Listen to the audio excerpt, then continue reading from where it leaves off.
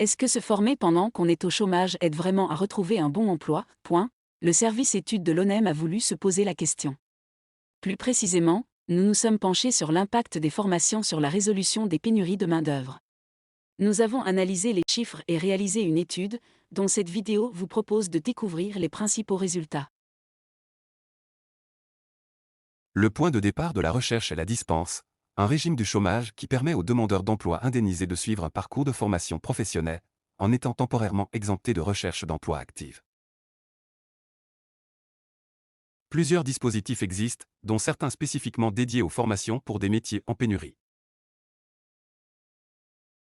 Des métiers en pénurie en Belgique, il y en a des centaines, infirmiers, chauffeurs, maçons.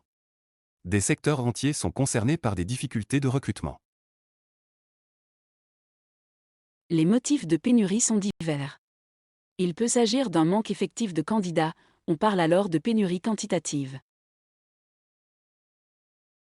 Mais une pénurie peut aussi survenir à cause de besoins non rencontrés entre employeurs et candidats, par exemple au niveau des compétences requises ou des conditions de travail. On parle alors de pénurie qualitative. Plus les motifs s'accumulent, plus les places sont difficiles à pourvoir. L'objectif de l'analyse menée était de déterminer si les formations suivies grâce à une dispense permettaient effectivement d'accéder à un emploi dans les secteurs en tension, et si cet emploi était durable. 5 secteurs particulièrement touchés ont été sélectionnés: la santé, la construction, l'enseignement, l'ORECA et les transports terrestres.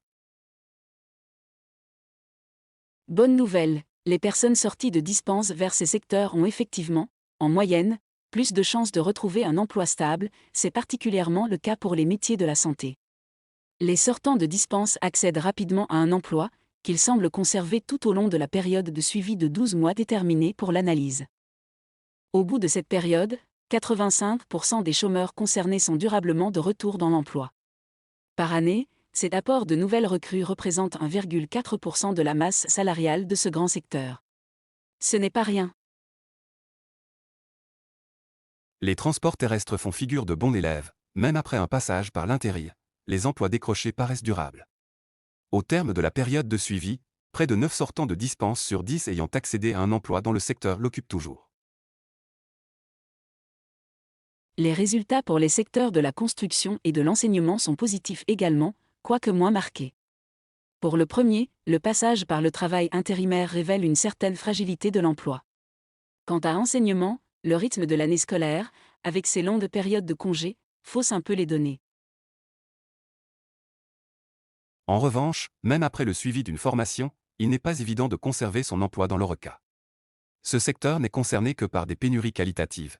Les candidats ne manquent pas et le taux de rotation est très élevé, les emplois sont souvent courts, précaires, et l'intérim est omniprésent.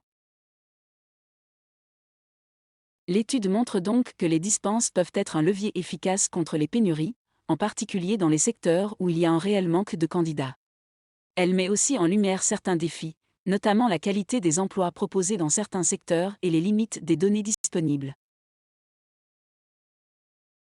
Vous voulez en savoir plus? Retrouvez ensemble de l'étude sur le site web de l'ONEM. Bonne découverte!